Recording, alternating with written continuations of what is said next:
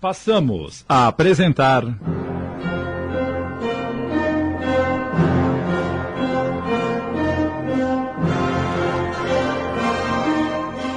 Histórias para meditar. Contos adaptados por Sidney Carbone.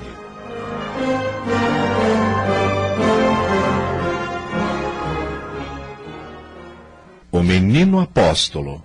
Argumento de Josefa Rosália Luque Álvares. Nazaré, a pitoresca cidade da Galiléia, vizinha de Monte Tabor e do Largo de Tiberíades, recebeu a Joshua, que regressava de sua viagem. O menino voltava ao lar nazareno completamente mudado. Não era o mesmo Joshua que haviam visto partir 50 dias antes. Vejo que os ares de Jerusalém lhe fizeram muito bem, Joshua. E então, meu irmão, gostou do templo? A cidade é mesmo maravilhosa? Conte-nos suas impressões para sabermos se compreendeu bem todas as coisas. É necessário lembrar que Miriam havia dito ao menino que ninguém deveria saber de sua viagem ao Monte Quarantana, a não ser o pai. Parem de interrogar Joshua e vão cuidar de seus afazeres. José havia também observado uma mudança no menino. Ao ver que, embora o sol já se tivesse posto, Joshua continuava na oficina, pondo em ordem todas as ferramentas, restos de madeira, molduras por terminar, bem como sarrafos e utensílios em geral, disse à esposa: Jeová deu energia nova ao nosso filho, Miriam.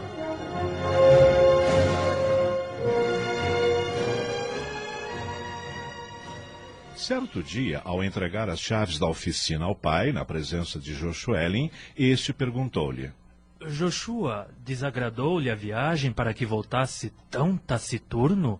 Pai, nada respondi aos meus irmãos maiores quando fizeram perguntas parecidas, porque não sei como eles interpretariam minha resposta. No entanto, se minha franqueza não o ofender, digo que a viagem foi encantadora. A vista da cidade é esplêndida.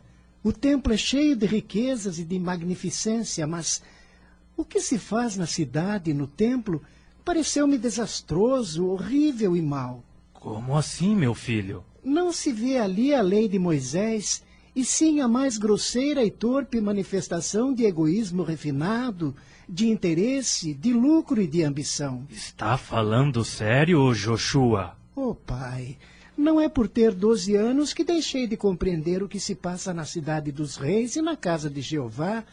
Que o diga então Joshuelin, que igualmente viu e sabe tanto quanto eu. É verdade, pai. O templo é como um grande mercado, onde os príncipes e os sacerdotes comercializam descaradamente, com exceção daqueles que são essênios, que não se dedicam à matança de animais. Todavia, os sacrifícios de animais foram prescritos por Moisés. Não, pai. Estudei as escrituras de Moisés nos santuários essênios, e seus escritos, que são breves e concisos, não só não autorizam tais matanças, como aconselham os anciãos do povo hebreu que tratem de acostumar o público a trocar os holocaustos de sangue pelas oferendas de frutos da terra, flores dos campos e resinas aromáticas dos bosques. Está bem, meus filhos, mas que ninguém os ouça falar assim, pois grandes calamidades poderão cair sobre a nossa cidade. Roguemos ao Senhor que tenha piedade de nós. José levantou-se e entrou no quarto, onde sua alma de homem justo e piedoso o fez desafogar-se em silencioso pranto. Sob seu aspecto severo e quase rústico, escondia-se um coração de ouro, e sentia deveras profunda pena pela amargura que adivinhava em Joshua e pelos grandes males que esperava para seu povo.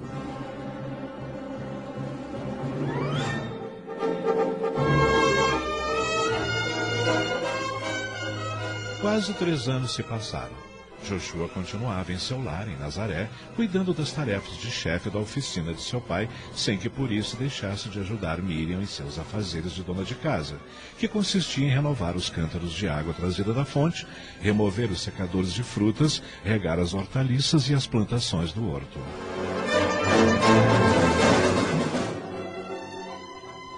Uma grande tristeza começava a infiltrar-se em seu espírito, como se uma sombra fosse escurecendo pouco a pouco. Assim, ia sentar-se no horto em um banquinho feito por ele mesmo para meditar. Ao lado estava instalado um original sinalizador que ele inventara para que sua mãe o chamasse quando fosse necessário. Naquele lugar afastado da casa, o homem-luz, de 15 anos de idade, dialogava com seu eu interno. Foi para isto que entrei na vida física, deixando aquele esplêndido e divino céu dos amadores que Antúlio descreveu em seus maravilhosos relatos? Para regar hortaliças, matar formigas, remover os secadores de frutas, guardar os martelos e ferramentas com que lavram as pedras? Para vegetar como um animalzinho qualquer que come, dorme e trabalha? Estudar os livros sagrados para quê? Se os doutores e os sábios de Israel os deixam ser roídos pelas traças em armários fechados e redigiram outros que delineiam caminhos novos para a humanidade, a qual, se era má por força do egoísmo e da ignorância, está ficando proporcionalmente pior, afastando-se cada vez mais da verdadeira lei divina escrita por Moisés? Os profetas. Quem hoje em dia se preocupa com os profetas, se existem tantos sábios e doutores que interpretam as leis de Deus de maneira a não prejudicarem as conveniências dos poderosos e mantenham o povo progressivamente mais submisso e escravizado? Se os grandes profetas da antiguidade foram esquecidos, como posso sonhar em ser escutado? Pobre de mim, desaparecido entre as ferramentas de um humilde horto galileu. Que fugaz e enganosa visão é a dos anciãos de nossos santuários essênios, que alimentam a ilusão de que eu seja o Messias de Israel. Eu, um mísero adolescente desconhecido, filho de artesãos galileus, com relação aos quais se diz que desse meio nada de bom pode sair. Entorpecido pela inatividade, decepcionado por minha própria incapacidade, cansado de uma vida inútil e sem nenhuma finalidade definida, vejo-me como uma árvore improdutiva para a vida física e estéril para a vida espiritual. Tais eram os monólogos de Joshua durante o último desses 3 anos, ou seja, quando havia completado 15 anos de idade. Miriam, sua mãe, adivinhava que algo insólito e anormal se agitava no coração do filho, mas não conseguia arrancar uma única palavra a esse respeito.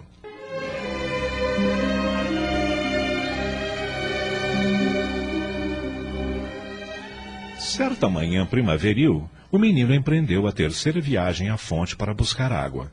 Como não regressou até o meio-dia, Miriam começou a ficar preocupada. Será que aconteceu alguma coisa com Joshua? Como durante a noite anterior havia caído chuva mansa e serena, as flores borrifadas de orvalho pareciam derramar lágrimas sobre os pés desnudos de Joshua. Por isso, ele se dirigia para a fonte com grande lentidão. Faltavam ainda uns 50 metros para chegar, quando viu os pés miúdos e cheios de pó aparecerem dentro de um matagal junto ao qual estava um cântaro vazio. O que é isto? Joshua deixou seu cântaro ao lado do caminho e, abrindo suavemente as trepadeiras que entrelaçadas formavam uma sombria gruta, inclinou-se para saber o que tinha acontecido ao dono daqueles pés. Viu que era uma menina que gemia tristemente e cuja respiração, bastante rápida e cansada, indicava a próxima crise nervosa. Conduído, ele ajoelhou-se para fazer-se ouvir por ela. Ao ver-lhe o rosto, reconheceu-a. Abigail?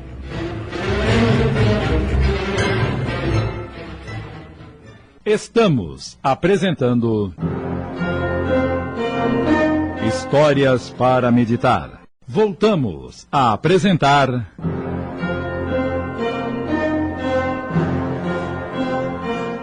Histórias para Meditar. Contos adaptados por Sidney Carbone.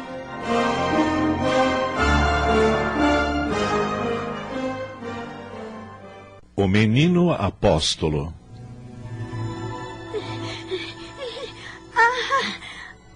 Que bom que é você, Joshua. O que aconteceu? Por que está estirada ao solo? Eu vinha de casa fazendo a terceira viagem para buscar água, quando fui perseguida por um homem mau.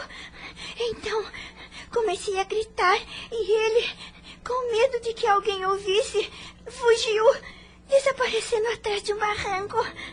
Fiquei com tanto medo que me escondi aqui para descansar e poder voltar. Vamos, recupere o ânimo e não precisa ter mais medo. Eu vou ajudá-la a se levantar. Apoie-se em mim. Sim. Vamos. Pronto. Eu levarei o seu cântaro até que chegue em sua casa. Não, Joshua. É melhor não me ajudar, porque tia Mikau é muito severa. Ela me chamará de inútil e vadia como de costume. Se se tratasse de sua filha, ela a desculparia, mas a mim não, porque sou uma estranha naquela casa. É muito ruim não ter mãe, Joshua. Não chore, Abi. A partir de hoje, prometo que serei um irmão para você e a defenderei de tudo e de todos. Se não quer que eu a acompanhe até sua casa, irei até depois do barranco. Portanto, nada terá a temer. Vamos até a fonte, onde molarei sua testa e beberá um gole de água pura. Vai lhe fazer bem. Você é muito bom, Joshua. Obrigada. Joshua levantou o cântaro da menina e o seu e dirigiram-se para a fonte. Por que sua tia não manda que a filha dela a acompanhe à fonte? Porque Maria não tem tempo. Vive preocupada em fazer bordados e aplicações em seus vestidos para ficar cada dia mais bela. E eu executo o serviço de empregada. Ela tem mãe e eu não. Compreende? E seu pai não olha por você? Desde que se casou com a mulher com quem vive hoje, não quer saber das filhas. Minhas irmãs estão servindo outros parentes e levando uma vida sacrificada, igual a minha. Nosso mal não tem remédio, Joshua. Como não? Você vai ver como eu arranjo o remédio. O que você pode fazer se é tão pequeno como eu? Completei 15 anos neste inverno. Comecei a ser um homem. E se Jeová não me deu a vida só para matar lagartos, creio que posso fazer algo por você, sim. Mas o quê? Amanhã eu virei à fonte e nos encontraremos novamente. Tenho quase certeza de que lhe darei uma boa notícia. Pronto, chegamos. Joshua encheu o cântaro da menina e deixou o seu no alto de uma árvore atado a uma corda. Fez com que ela bebesse água na cavidade de suas mãos, molhou-lhe repetidamente a testa e as mãos e, quando a viu mais tranquila... Vamos embora? Vamos, sim. Mas antes, eu preciso fazer algo. Espere um pouco. Joshua encheu o surrão, ou seja, o saco de couro que trazia preso à cintura, com pequenas pedras e apanhou uma sólida vara comprida. Depois disse à menina, sorrindo. Isto afugentará qualquer inimigo. Abigail estava assombrada e, ao mesmo tempo, admirada diante da decisão de seu companheiro. Pronto. Agora podemos ir. Dê-me sua mão e não tenha medo.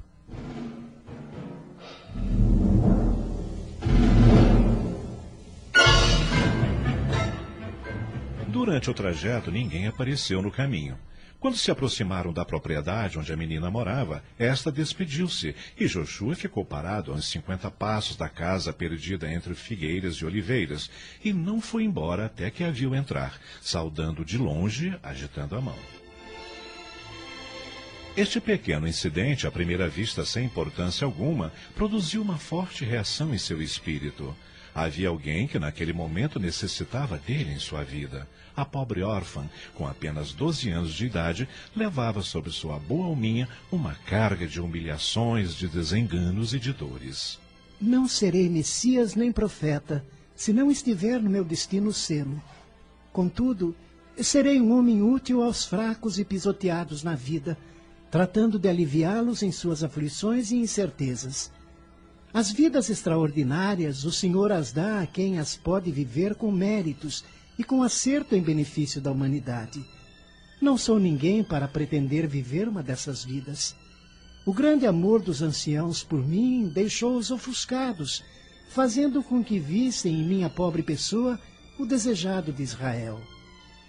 Joshua, prepare-se humildemente para ser um homem de bem, capaz de amar seus semelhantes e fazer-lhes todo o bem que te seja possível, sem tornar a pensar em grandezas sublimes que nunca estarão ao seu alcance.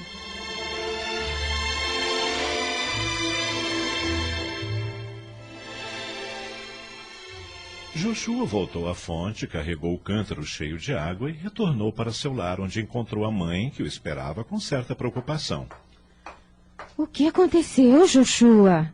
Por que demorou tanto, meu filho? Não aconteceu nada de extraordinário, mãe. Apenas encontrei uma pobre menina assustada por causa de um homem mau que tentou persegui-la.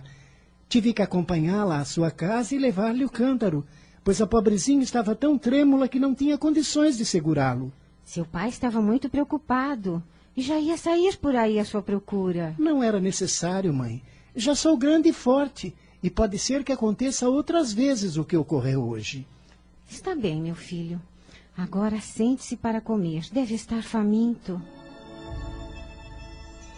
Enquanto o filho comia em silêncio, sem saber por que, Miriam sentiu algo como uma grande preocupação no fundo do seu espírito.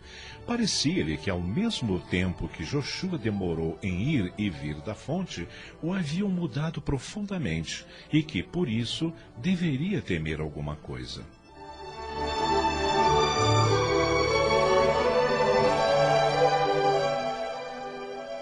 Dois dias depois, Joshua voltou a encontrar-se com a órfã, cuja alegria por vê-lo encheu de satisfação.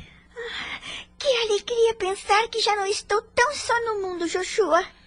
Estas simples palavras caíram qual suave orvalho sobre a alma entristecida do adolescente, que se julgava não só supérfluo, como até inútil no mundo. Entretanto, limitou-se a sorrir ao mesmo tempo em que estendia para a menina uma pequena sacola que tirou de seu cântaro vazio. Tome, Abi. Isto é para você. O que é? São pastéisinhos de mel que pedi para minha mãe fazer para te dar de presente. Pastéisinhos de mel? Você gosta? Oh, sim, muito. E como vem de você, gosto ainda mais. Entretanto, é melhor comermos aqui os dois, porque não posso levá-los para casa. Tia Mical ficaria muito zangada se eu chegasse com eles. Iria fazer muitas perguntas e... Eu prometi a você que remediaria a sua situação, não prometi? Sim. Pois então eu vou cumprir a promessa. O que pensa fazer? Falei com o Razan da sinagoga, cuja esposa é anciã e necessita de ajuda para as tarefas caseiras. É uma mulher meiga e boa, como pão e mel, e lhe amará como a uma filha, se a quiser como a uma mãe. A alegria da menina foi tanta que, esquecendo-se dos pastéisinhos, saltou para Joshua e, abraçando-o, beijou-lhe o rosto. Oh, Joshua, como você é bom se preocupando comigo. Por que faz isso? É a lei que manda proceder assim quando diz: ama a teu próximo como a ti mesmo.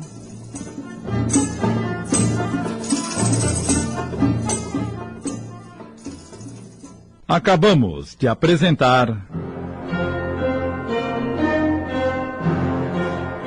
Histórias para Meditar. Contos adaptados por Sidney Carbone.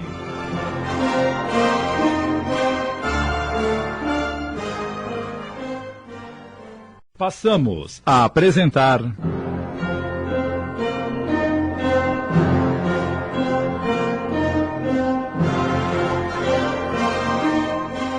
Histórias para Meditar. Contos adaptados por Sidney Carbone.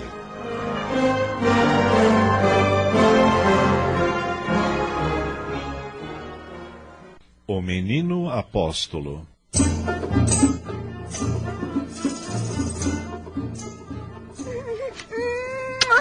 Oh, Joshua, como você é bom se preocupando comigo. Por que faz isso? É a lei que me manda proceder assim quando diz: ama a teu próximo como a ti mesmo. Se estivesse em sua situação, também gostaria que se preocupasse comigo. Não farias o mesmo por mim ou por outros que estivessem como você está agora, com um grande sofrimento? Acredito que sim. Pois bem, a esposa de Razan irá amanhã à casa de sua tia para tratar o assunto com ela. Eu irei também, para o caso de que, em algum momento, seja necessária a minha presença. Você já é homem adulto, Joshua. Quem lhe ensinou tudo isso? Foi a lei de Moisés, de acordo com a minha consciência. Faço o mesmo, Abi, sempre que vir um semelhante em estado doloroso e terrível, porque assim é a lei de Deus, a única lei, compreende? Você é como o sol, Joshua. Onde você está, ali está a luz. Eu o estimo muito. E eu a você, porque é uma criatura que necessitou de mim. Só o fato de saber que, sem meu esforço em remediar sua situação, sofreria muito, dá-me forças para continuar vivendo. Minha pobre florzinha silvestre pisoteada no caminho. Asseguro-lhe que Jeová a escolheu para me fazer amar a vida nestes momentos em que julgava morrer de decepção e tédio. Você não imagina que coisa espantosa é julgar-se inútil no mundo. Por que está chorando, Abi? Não está contente de eu haver solucionado sua situação? Não, Joshua, não. Porque quando se der conta de que já não necessito de você, vai querer morrer novamente e eu ficarei só. Portanto, deixe-me padecendo como estou, pois assim continuará vivendo para mim. Eu necessito de você. Ah, pobrezinha tonta. Não percebe que estou contente em saber que me quer? Não entende que nunca mais voltarei a pensar que sou inútil, visto como fui capaz de lhe consolar? Consolar uma dor, Abi, é assemelhar-se aos anjos de Deus. Os homens deste mundo procuram tornar-se grandes e deixam de lado o único caminho para sê-lo: consolar os que sofrem e derramar o bem sobre a terra. Selemos nossa amizade, Joshua, comendo juntos os pasteizinhos de sua mãe. Está bem. Eu vejo que compreendeu que seremos bons amigos. Quando já estiver em casa de Hassan, vou lhe ensinar uma porção de coisas belas, das muitas que eu sei.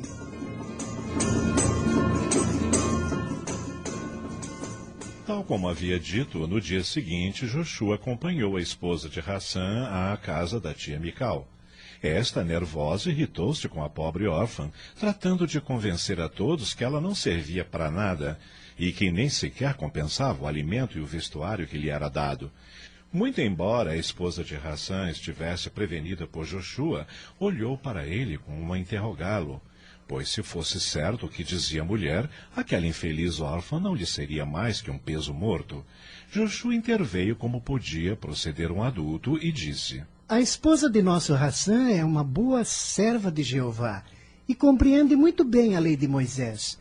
Como seus filhos já estão casados e não pesam mais em seu orçamento, pensou em tomar uma menina para ensiná-la à sua maneira e que ao mesmo tempo lhe sirva de companhia em seu lar solitário.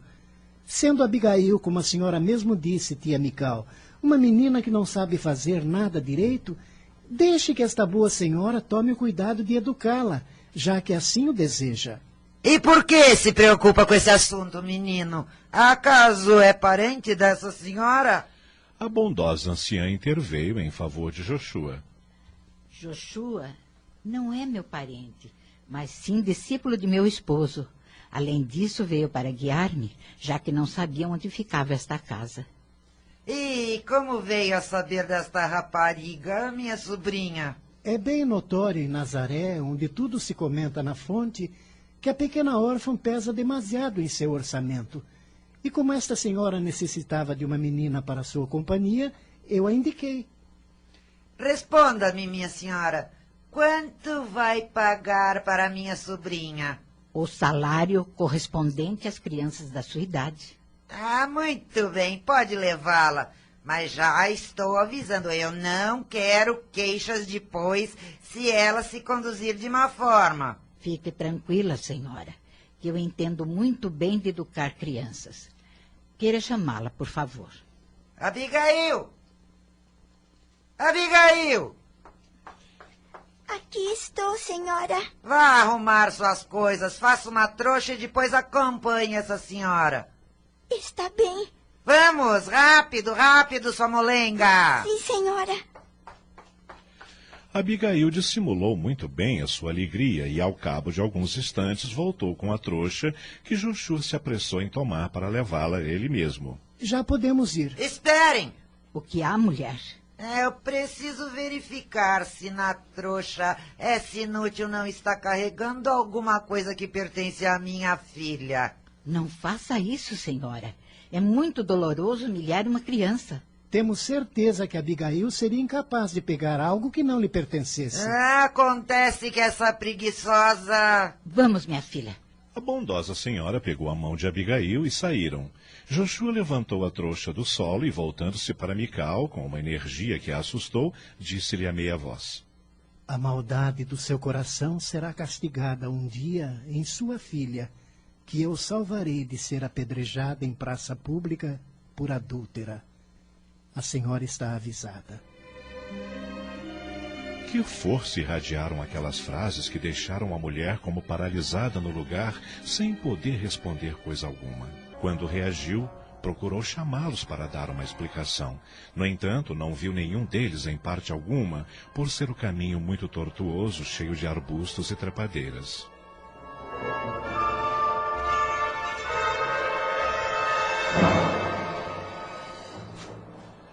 A ofensa recebida por Abigail havia avermelhado seu rosto e, enquanto caminhavam, ela começou a chorar baixinho. Joshua tomou-a pela mão e perguntou-lhe: Está chorando por deixar a casa onde sofreu tanto? Não, Joshua. Estou chorando de vergonha por terem me julgado uma ladra. A boa anciã, a quem todos chamavam de avó Ruth, disse-lhe consolando-a: Minha filha, não diga isso que me ofende. Acha que não compreendemos a maldade de sua tia? Procure esquecer essa casa e seus moradores para sempre, Abi.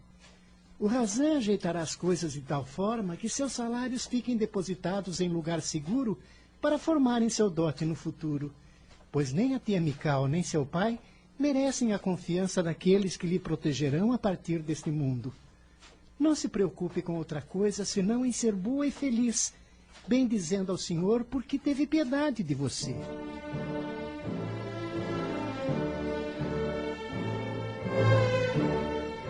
Sucede quase sempre que certos fatos têm uma espécie de repercussão no ambiente, tal como se uma onda etérea fizesse ressoar suas vibrações por muitas almas.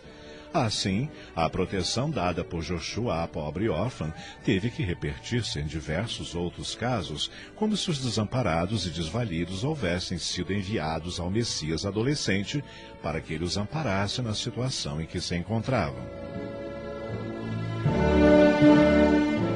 Circunstâncias especiais não procuradas por ele punham os sofredores em seu caminho, a seu alcance, a seu próprio lado, como se a eterna lei quisesse convencê-lo de uma vez para sempre de que a missão de salvador da humanidade era sua e de mais ninguém. Abigail era a primeira e humilde florzinha de seus jardins de amor, e foi assim que ele teve para com ela uma terna solicitude e afeto que jamais conheceram decréscimos no seu coração. Após ela, chegaram outros e mais outros, como atraídos por invisível fio de ouro que os fosse atando ao formoso adolescente, filho de Miriam e José, o qual, tendo apenas 15 anos de idade, encontrava jeito de aliviar-lhes os pesares e aplainar-lhes os caminhos.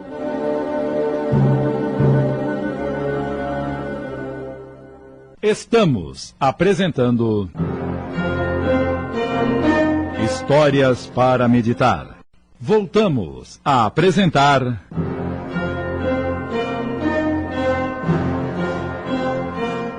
Histórias para Meditar. Contos adaptados por Sidney Carbone.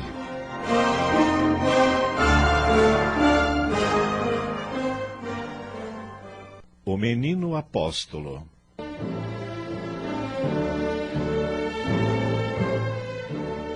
Os pais de Joshua chegaram a sentir preocupações por verem o filho envolvido em assuntos íntimos de meninas da região, de velhinhos andrajosos e até de alguns dementes que haviam fugido para as cavernas das montanhas.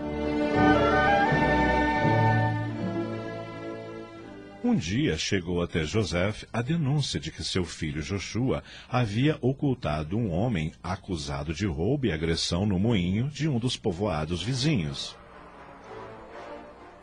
Com grande angústia da pobre mãe, José e seus filhos maiores reuniram-se em conselho para julgar a Joshua e aplicar-lhe severa correção, pois estava comprometendo o honrado nome da família com um procedimento que todos julgavam incorreto. Joshua compareceu ante o tribunal da família com serenidade admirável. O senhor me chamou? Aqui estou, meu pai. Através de sua mãe, ele tinha tomado conhecimento das acusações que iam fazer-lhe e estava preparado para as contestar. O conselho estava formado no refeitório da casa, de modo que Miriam, embora se tivesse recusado a tomar parte, poderia escutar tudo quanto se dissesse. Muito bem, meu filho. Seus irmãos maiores aqui presentes ouviram com pesar algumas acusações contra você, e eu desejo saber se é verdade tudo quanto dizem. Eu lhe direi, meu pai. Dizem que você fez entrar em casas honradas raparigas insolentes que os amos puseram na rua por causa de seus maus costumes. É verdade isto? Sim, pai, é verdade. E por que se envolve em coisas que não lhe dizem respeito? Acrescentou Eleazar, o mais velho de todos os filhos de José. Apenas largou as fraldas e já acredita em condições de intrometer-se em assuntos alheios? Se me deixarem falar, eu explicarei. Fala então, Joshua. Estamos aguardando. As tábuas da lei foram dadas por Deus a Moisés para tornar melhor os homens e constituem um mandato tão severo que cometer falta contra ele é um grande pecado contra Deus. Na tábua da lei está escrito: ama a teu próximo como a ti mesmo. Pois bem, meus próximos são aquelas garotas maltratadas por seus amos e jogadas na rua como cães sarnosos, depois que as transformaram em pasto de seus vícios e de suas grosserias.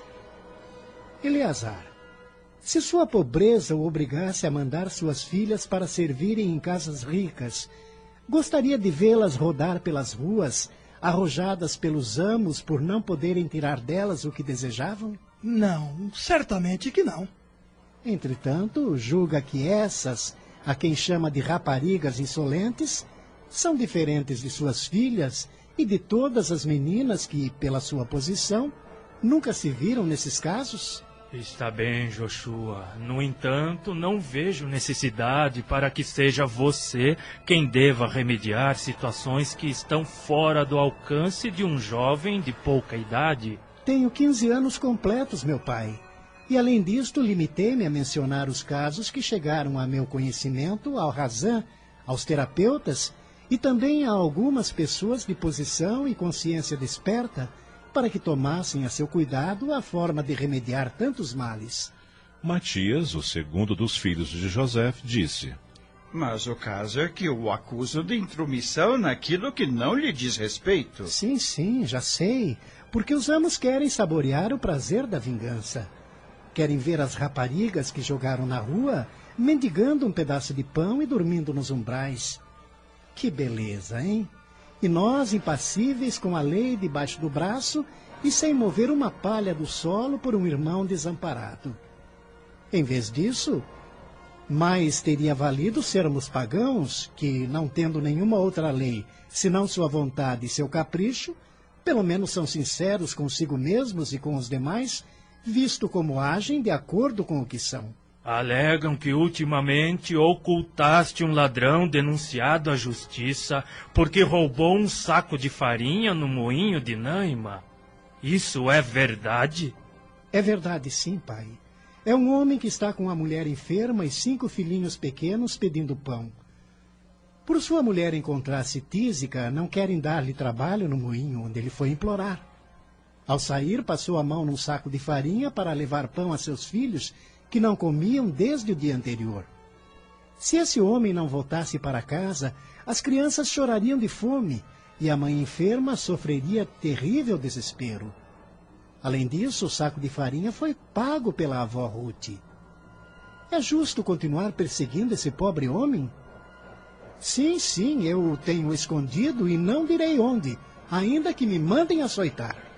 Joshua disse isso com tal energia que assombrou a todos. Miriam, que a um canto tudo ouvia, implorou quase num grito. Basta, Joseph, basta!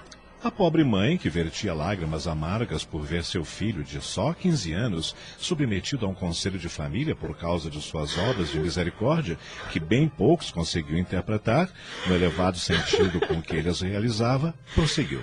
Até quando vai atormentá-lo? Com um interrogatório indigno de servidores de Deus, que nos manda sermos piedosos para com o próximo. Todos voltaram a olhar para Miriam, que pálida e chorosa parecia suplicar com seus olhos. Está bem, Miriam, está bem. Não interprete assim as coisas, pois só queremos instruí-lo para que não provoque a cólera de certas pessoas que não suportam ver ninguém intrometer-se em seus assuntos.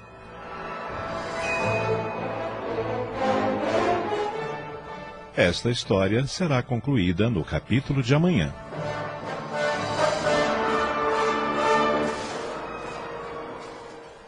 Acabamos de apresentar Histórias para Meditar. Contos adaptados por Sidney Carbone.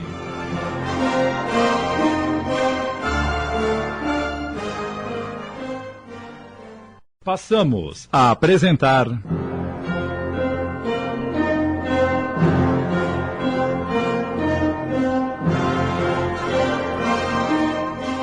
Histórias para Meditar. Contos adaptados por Sidney Carbone.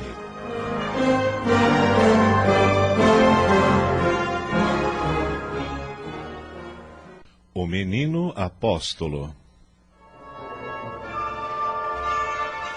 Se esse homem não voltasse para casa, as crianças chorariam de fome e a mãe enferma sofreria terrível desespero. Além disso, o saco de farinha foi pago pela avó Ruth. É justo continuar perseguindo esse pobre homem? Sim, eu o tenho escondido e não direi onde, ainda que me mandem açoitar. Joshua disse isso com tal energia que assombrou a todos. Miriam, que a um canto tudo ouvia, implorou quase num grito. Basta, Joseph, basta! A pobre mãe, que vertia lágrimas amargas por ver seu filho, de só 15 anos, submetido a um conselho de família, por causa de suas obras de misericórdia, que bem poucos conseguiu interpretar, no elevado sentido com que ele as realizava, prosseguiu. Até quando vai atormentá-lo? Com um interrogatório indigno de servidores de Deus, que nos manda sermos piedosos para com o próximo? Todos voltam a olhar para Miriam, que, pálida e chorosa, parecia suplicar com seus olhos.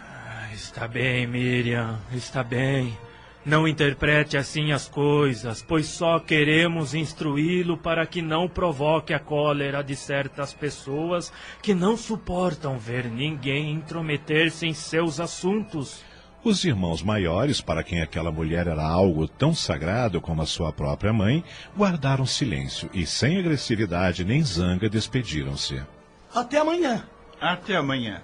Até amanhã. E foram para suas casas.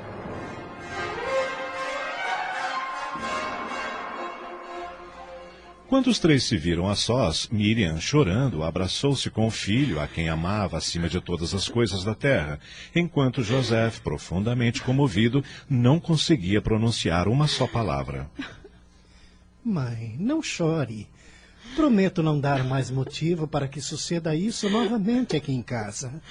Não era necessário que viessem seus filhos maiores, Joseph, para corrigir o meu. Eu, como mãe, tenho mais direito sobre ele do que ninguém. E sou suficiente para corrigi-lo, se cometer faltas. Por que humilhar assim meu filho e a mim? Perdoe-me, Miriam, mas lembre-se que antes de Joshua sofreram humilhações Eleazar e Matias pela rudeza agressiva com que foram tratados por aqueles que se julgam prejudicados pela intervenção de Joshua nos seus assuntos. Resguardado por razão e pelos terapeutas, nosso filho julga-se no dever de remediar os débeis maltratados pelos fortes. Ainda mais, Julga que pode proceder assim, sem prejuízo próprio e de sua família. Não é assim, Joshua? Pai, compreendo que a lei nos obriga a todos por igual. Só aparentam não entendê-la aqueles que exploram o sangue e a vida de seus semelhantes em proveito próprio. Diga-me, para arrancar um cordeirinho das garras de um lobo, devemos esperar que ele se alegre porque lhe tiramos sua presa? Se for para aguardar que os lobos humanos concordem em soltar-nos suas vítimas, então o Pai Eterno se equivocou ao mandar-nos amar ao próximo como a nós mesmos. Ele deveria dizer: fortes, devorai os fracos e indefesos, e vós, pequeninos, deixai-vos devorar tranquilamente pelos que são mais fortes do que vós.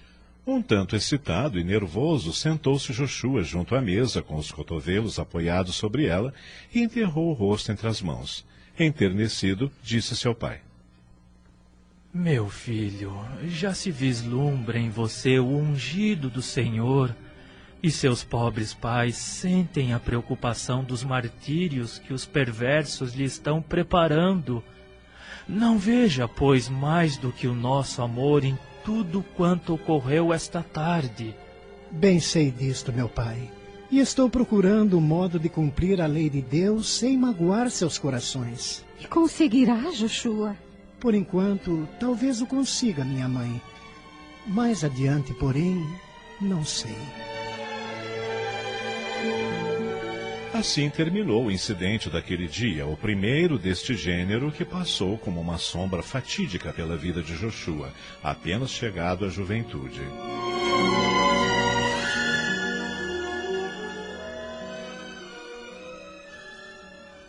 Rapidamente chegaram ao santuário do Monte Tabor as notícias de que ocorria ao adolescente Joshua, sendo que começava para ele uma terrível luta espiritual, na qual se via só e abandonado. Grandes e dolorosas dúvidas com relação à sua missão começavam a corroer suas energias e a apagar o alento divino que seus guias e mestres haviam tratado de infundir-lhe. Foi quando o servidor, tal como lhe prometera um dia não muito longínquo, chegou à sinagoga de Nazaré com mais 2 dos anciãos que estavam no santuário. O Hassan colocou-se a par de tudo, acrescentando que o jovem não demoraria a chegar, pois todas as tardes, ao pôr do sol, ele aparecia ali para obter notícias a respeito de seus protegidos. A casa particular do Hassan, ligada pelo horto à sinagoga, tornara-se o lugar onde Joshua podia livremente sentir-se irmão de seus irmãozinhos desamparados. A avó Ruth, com Abigail como ajudante, preparavam roupas e às vezes pasteizinhos e guloseimas para que o jovem tivesse a satisfação de aliviar as dolorosas situações de miséria e fome daqueles que precisavam de um teto que os cobrisse e de uma mesa familiar ao redor da qual pudessem receber seu pão. Miriam, sua mãe, parecia sentir no coração a repercussão do querer e do sentir do filho. E um dia, quando viu que ele se dispunha a sair, disse, acariciando-lhe os cabelos: Desejo ir com você para visitar a avó Ruth e a boa Abigail, a quem acabei estimando através de você. Mãe, não queria que sofresse outro desgosto por minha causa. Desgosto por quê? Estou certa de que não faz nada de mal. Espere só um instante, enquanto ponho o véu, e então iremos.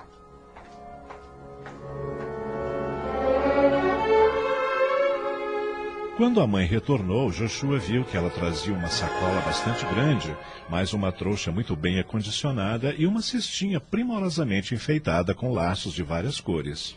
Esta cestinha é para Abigail, sua amiguinha, e você a levará. Está bem, mãe, obrigado. Também levarei essa trouxa que é muito pesada para a senhora. A mãe entregou-a sem dizer nada e saíram.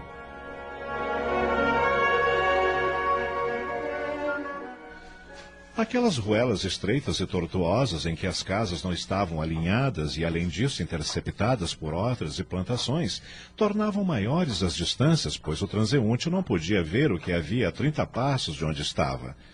Depois de terem andado um pouco, saiu de dentro de uma moita um garotinho esfarrapado e fraquinho, cuja simples aparência confrangia o coração. Joshua! Eles pararam, e o garotinho se achegou, dizendo: Vim aguardá-lo passar porque no pátio da avó Ruth são muitos os que esperam.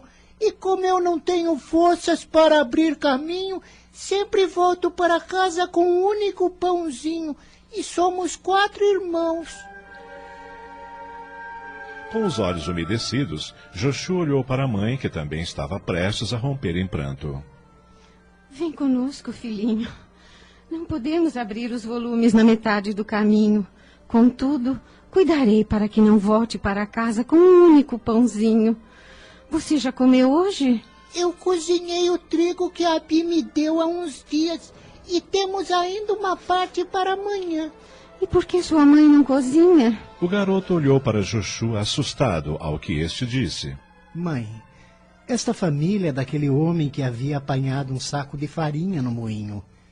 A mãe está enferma e o Santiaguinho, que é o maior, cuida de todos. O pai, perseguido como ladrão, não pode voltar para casa.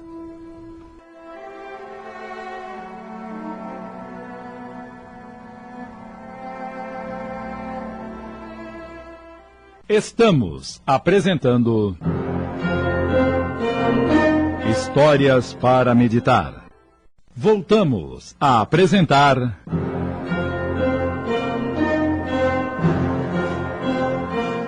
Histórias para Meditar. Contos adaptados por Sidney Carbone.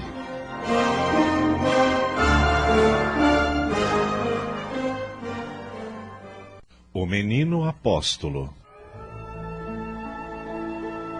As palavras de Joshua fazem explodir a ternura na alma de Miriam, que começou a chorar sem tratar de esconder o pranto. Por isso que não era do meu agrado que viesse comigo, para ver de perto a dor que estou bebendo há tempos. Volte, minha mãe, que eu sozinho sou suficiente para sofrer por todos. Não, meu filho, já estou bem. Quero ir com você aonde for. Sigamos. Voltaram a caminhar. Miriam levava pela mão o pobre menino, que furtivamente beliscava alguns figos secos e duros que tirava do bolsinho da túnica. Tiveram ainda outros encontros parecidos antes de chegar. Por fim, isso fez rir a Miriam, que exclamou: Como brotam garotinhos dentre os matagais e das pedras nas encruzilhadas. Ainda que Joshua e eu dessemos a mão a cada um, não daria para todos. Eram 6 crianças, disse-lhes Joshua. Os mais fortes levem os menores pela mão e andem à nossa frente, para que minha mãe e eu vejamos que são bons companheiros e que não brigam. Na alma pura de Miriam refletiu-se com maravilhosa diafaneidade toda a felicidade que o filho sentia, quando na terra lhe era possível amar ao seu próximo como a si mesmo.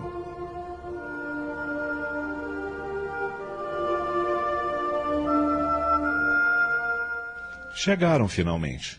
Grande foi a surpresa de Joshua quando se encontrou com os 3 anciãos que, nesta manhã, haviam chegado do Monte Tabor, cujo santuário era o mais próximo de Nazaré. Cumprimos nossa promessa, Joshua. Prometemos visitar-lhe e aqui estamos. Com um tom de voz que detonava tristeza, respondeu o jovem.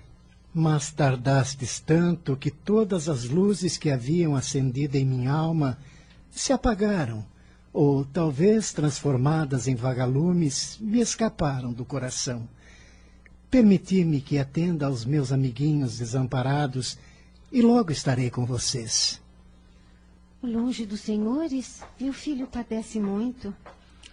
Já o sabemos, é por isso que estamos aqui. Que pensam fazer? Curar-lhe as feridas que o egoísmo humano lhe infligiu prematuramente. Confiar em nós, Miriam, que o Altíssimo nos ensinará o que devemos fazer com o seu filho. A pequena Abigail, inteiramente transformada em ânfora de alegria, aproximou-se de Miriam.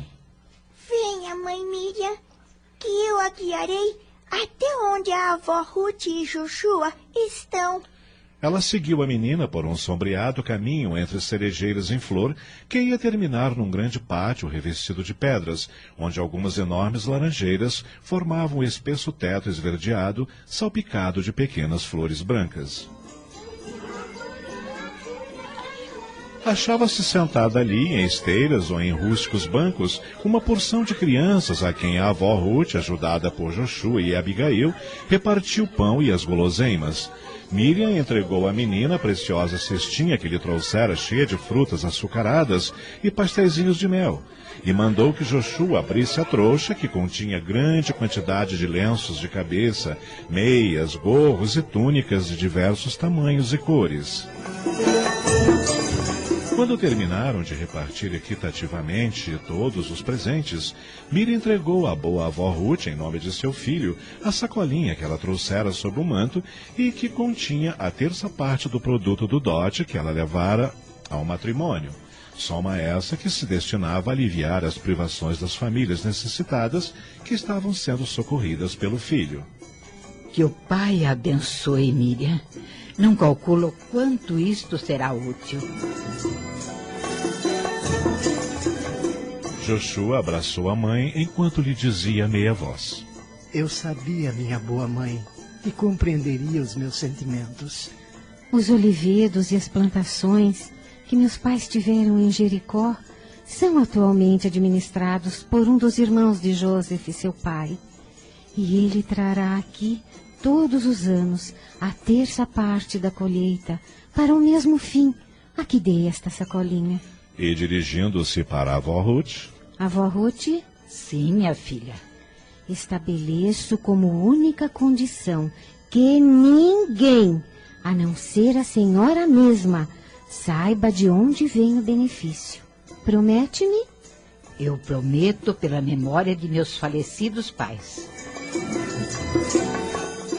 Joshua não cabia em si de felicidade. Era a primeira grande alegria como futuro apóstolo da doutrina de amor e fraternidade entre os homens. E, como um garotinho de poucos anos, abraçou e beijou várias vezes a mãe, enquanto dizia com a voz trêmula de emoção: Começo novamente a acreditar que sou mensageiro do Deus Amor.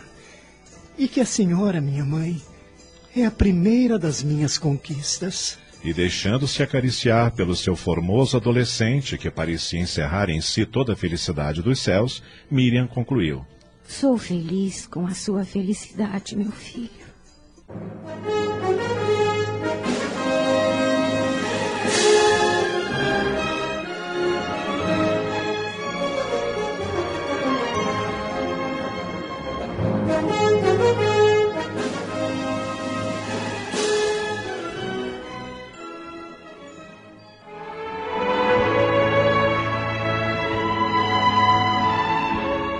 Este encantador relato do comportamento de Jesus quando adolescente é pequena parte dos escritos psicográficos da médium argentina Josefa Rosália Luque Alvarez.